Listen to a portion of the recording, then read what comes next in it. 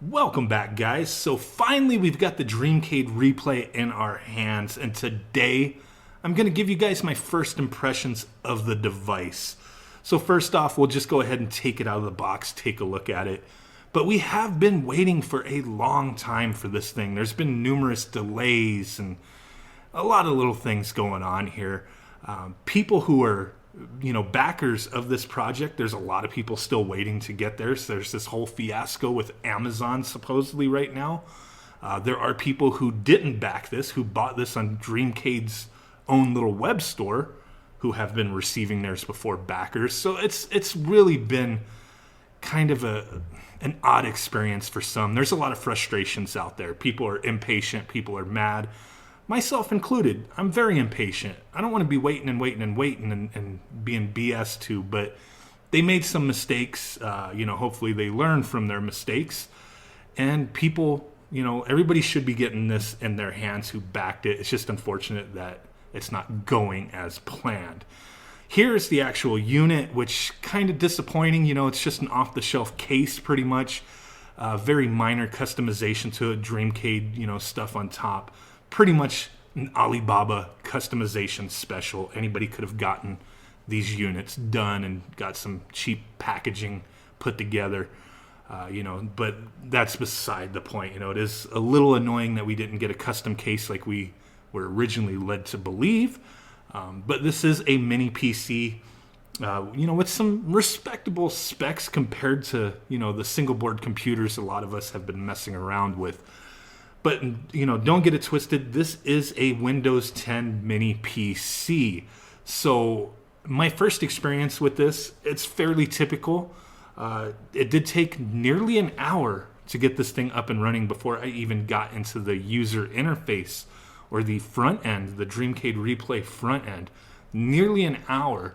Most of that was really the replay setup stuff. Going through the Microsoft Windows 10 setup's not a big deal. Really, it takes a little while, but not too long. They do give you some documentation telling you, hey, make sure you do these certain things first. Do an offline account, that kind of stuff, just to not have any issues. And I followed their direction, got everything set up. At least it seemed everything was set up properly. The thing that took the longest was going through the replay downloads. There was a lot of things that you could download. The games, the BIOS files, some other little things to do with certain systems and emulators. A lot of that stuff is optional, I guess, but I went ahead and selected everything to go ahead and download it. So once you get to this window, loading Dreamcade setup, I sat here for a minute. I had to close this window that was up before anything happened. I didn't really think about that, but if you get one, make sure you close that stupid window so you can actually put in the stuff you need to do. So you do have to put in your little registration code that is underneath the system, so you might want to make note of that. And here's the screen with all the little extras and stuff that you probably want to install if you want to use this front end and everything that you were promised. I went ahead and took everything and downloaded it. There was a couple things here, the games in particular, the PlayStation stuff and a bunch of the other little games that were included kind of took a long while. It's I think about 4.5 gigs worth of stuff, so you do have to sit through that. Takes a little while, especially depending upon your internet connection. Does have to install everything. Once that was complete, I was kind of surprised at first. I had a Xbox controller plugged in. Everything worked. No setup, nothing. Just, everything worked the way I thought it should.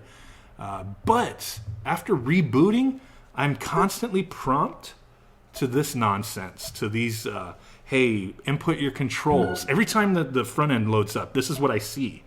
And as you see here, I constantly get error messages. Oh, the button is not an input from a controller. Sorry, bro. Over and over and over and over again. I've tried numerous controllers, and it's a pain in the butt. It just does not work for me. Is your experience going to be the same? I don't know, but this is my experience. So these are my initial impressions, and my initial impressions are not really that great. Seeing how this is working and controller's not functioning properly and I can't input anything, it just kind of seemed odd. that I had this issue. Keyboard and mouse worked just fine, but I tried, Xbox controllers, GameSir controllers, 8BitDo, and I constantly would get the same thing. And this is from the first few hours of me trying this. I didn't really do anything else to the system other than that initial loading of their stuff, but the system would crash numerous times. I don't know how many times the system would crash, usually when I'm trying to do this controller input thing, but it's happened other times as well when I've actually gotten into games or actually gotten into the front end. It would just randomly crash and this would happen. You get the spinning blue Windows circle and, wait for the program or end it. And, it would just freeze up and it was really annoying. Like I said, this happened numerous times, and as far as first impressions go, that's really not a good thing to have this constantly happen, especially when I didn't do anything to the system. I just installed, the extra stuff they put out there. They did put an update up. I did go through that as well.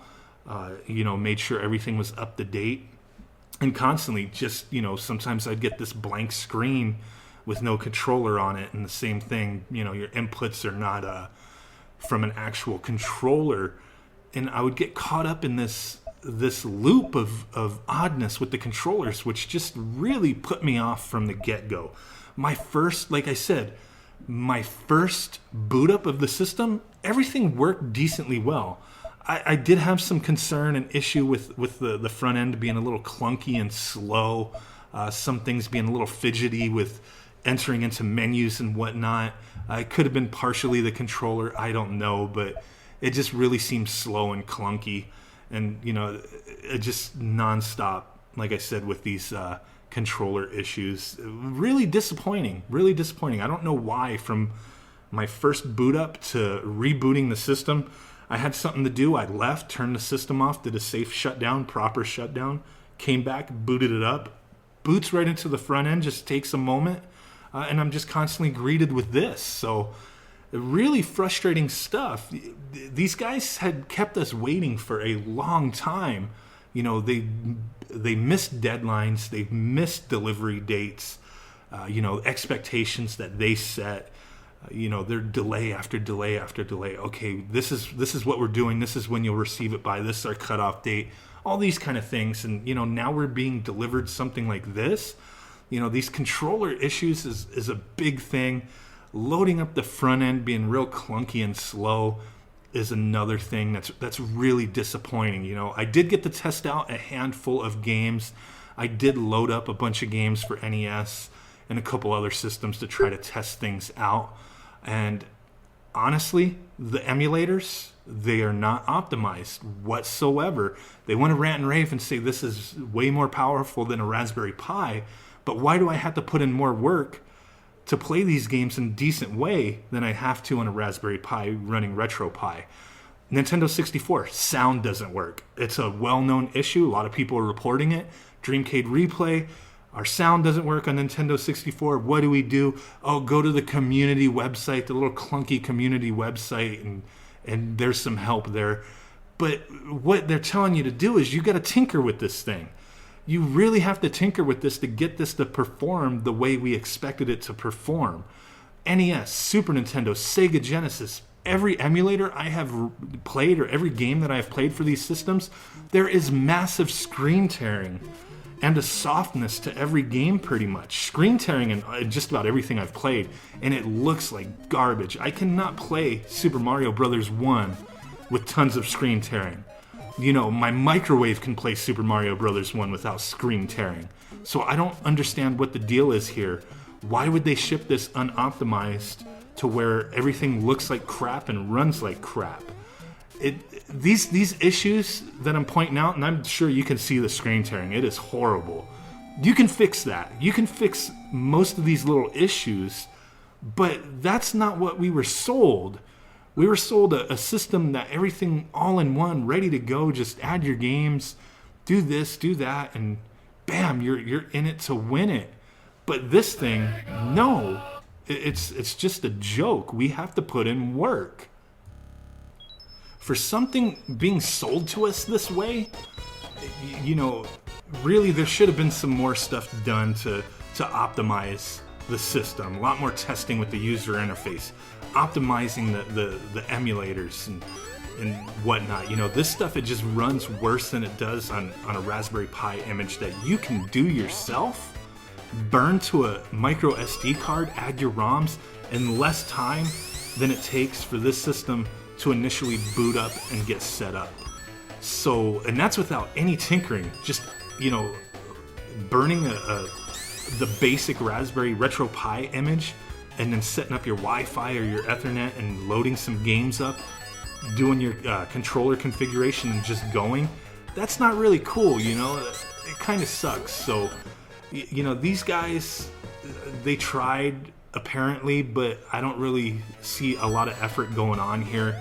All these trips to China to get, you know, almost an off-the-shelf mini PC with, you know, a very cheap screen printing, silk screen print, some kind of printing of their logo on the top, which I could go to Alibaba and say, hey, I want to get a couple thousand of these units, and anybody could do what they did essentially and have them load up some kind of front end. Ultimately, I've kind of disregarded this nonsense front end that they have. It just stopped working for me. The games crash a lot of times, and it's just really bunk to me. I've been playing around with it, and I want to do some more videos with this, loading up different front ends or using this for other purposes. As you can see here, I'm playing a Magic the Gathering Arena on this, and it plays decently well. I've been testing a lot of PC games that are not extremely demanding, and I'm kind of surprised. You know, some of these games play very well. A game like this, you know, kind of a little over-the-top animated card game, it's going to run decently well. There's still a little bit of stuttering using this system, but I just don't see using this mini PC for the intended purpose of their very basic front end that just doesn't function the way it was shown to us to function. I've just had too many issues, and I'm not a computer illiterate person, but all these promises and the way they explain things, you know, Windows 10, you know, PC, Windows 10 is very resource demanding. You know, it's kind of hard to compare that to other things, saying, you know, this is more powerful than this, when your operating system is just gobbling up resources, and you really need to tweak this thing to get the best performance out of it.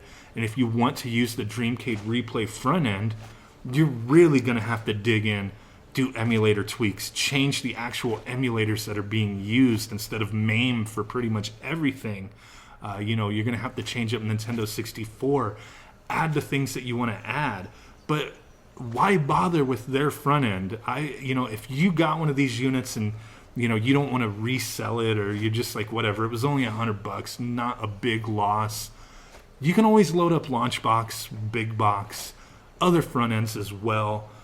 This front end, it's getting a thumbs down from me. I don't enjoy it. It's been frustrating from the first time using it. Like I said, the first boot up, it seemed okay, but after I rebooted it or turned the system back on, it was just nonstop issues. Granted, the first boot up, I only messed with it for a few minutes, but it seemed like everything was all right and functioning well. You know, there's too much stuff they want you to do. Back everything up, do this, do that to be safe. This is not a plug-and-play system. This is a Windows 10 mini PC that many things can go wrong. So keep that in mind if you're looking at getting one of these. Just wanted to share my initial impressions. I will be doing some more footage showcasing this in the near future. So I appreciate you guys stopping in. Smash that like button, subscribe, follow me on Twitter, do all that sweet stuff. It means the world to me, guys. And I will catch y'all next time. Peace out, bye-bye, and boom!